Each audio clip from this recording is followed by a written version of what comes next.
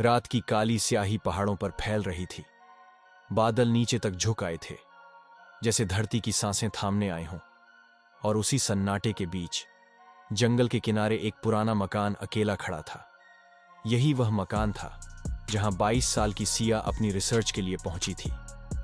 सिया एक बहादुर और जिद्दी लड़की थी। वह अजीब और अनसुलझी जगहों की कहानियां डॉक्यूमेंट करती थी।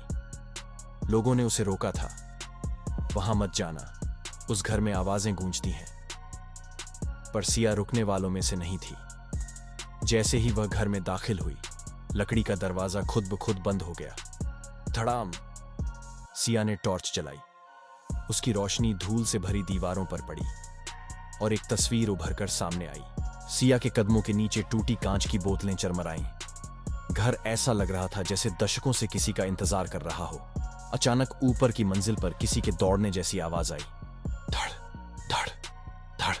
सिया ने सांस रोकी। कौन है? घर खामोश रहा। वह धीरे धीरे सीढ़ियां चढ़ने लगी। हर कदम के साथ उसकी टॉर्च की रोशनी कांपती जा रही थी।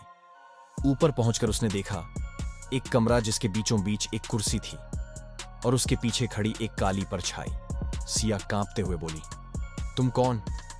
परछाई ने धीरे धीरे अपना हाथ उठाया और कमरे के कोने की ओर इशारा किया। सिया टॉर्च मोड़कर उस तरफ देखती है। वहां एक छोटी बच्ची दीवार में बैठी रो रही थी।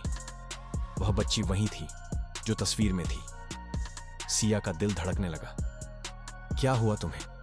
लड़की की आवाज टूटी हुई थी। उन्होंने मेरी बात नहीं सुनी, किसी ने मेरी मदद नहीं की। सिया ने घुटन महसूस की। क्या हुआ था उस रात? लड़की उठी, धीरे धीरे कदम बढ़ाती हुई सिया के सामने आ गई।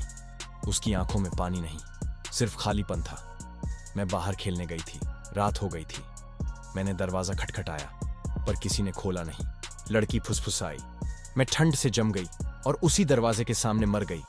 कमरा और ठंडा हो गया। अचानक वह काली परछाई लड़की के पीछे आ खड़ी हुई। सिया कुछ बोल पाती, उससे पहले परछाई का चेहरा बदलने लगा। उसका आकार बढ़ने लगा, चेहरा लंबा खिंच गया, आंखों में खून उतर आया। सिया पीछे हटने लगी। परछाई ने गूंजती आवाज में कहा, जो मदद की पुकार को अनसुना करते हैं, मैं उन्हें हमेशा याद दिलाती हूं। सिया ने हिम्मत कर कहा, मैं तुम्हें मुक्ति दिलाऊंगी, बस मुझे बताओ कैसे। छोटी बच्ची ने आगे आकर सिया का हाथ पकड़ा। उसका स्पर्श बर्फ जैसा ठंडा था। उसने कहा, मेरी कहानी दुनिया तक पहुंचाओ ताकि कोई बच्चा मेरी तरह अकेला न मरे। सिया की आंखों में आंसू थे। मैं वादा करती हूं। घर अचानक शांत होने लगा। परछाई धीरे धीरे पिघलकर हवा में घुलने लगी। बच्ची की मुस्कान लौट आई और दोनों गायब हो गए। सिया नीचे उतरी। दरवाजा अपने आप खुल गया, जैसे अब घर को उससे कोई शिकायत ना हो। वह बाहर निकली तो बादल छौंट चुके थे। हल्की धूप फैल रही थी।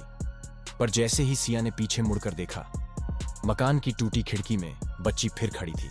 सिया मुस्कुराई, तुम्हारी कहानी अब दुनिया सुनेगी। वह जाने के लिए मुड़ी, पर तभी हवा में एक फुसफुसाहट गूंजी, अगर किसी की दस्तक सुनो तो कभी मत अनसुना करना। सिया रुक गई। सन्नाटा फैल गया। कहानी यहीं खत्म नहीं हुई, क्योंकि सिया जब गांव पहुंची, उसने अपने फोन की स्क्रीन देखी। दिल जम गया। फोन में एक नई तस्वीर थी जो उसने कभी खींची ही नहीं थी। सिया कांपते हुए समझ गई, कुछ कहानियां मुक्ति देने के बाद भी तुम्हारा पीछा नहीं छोड़ती।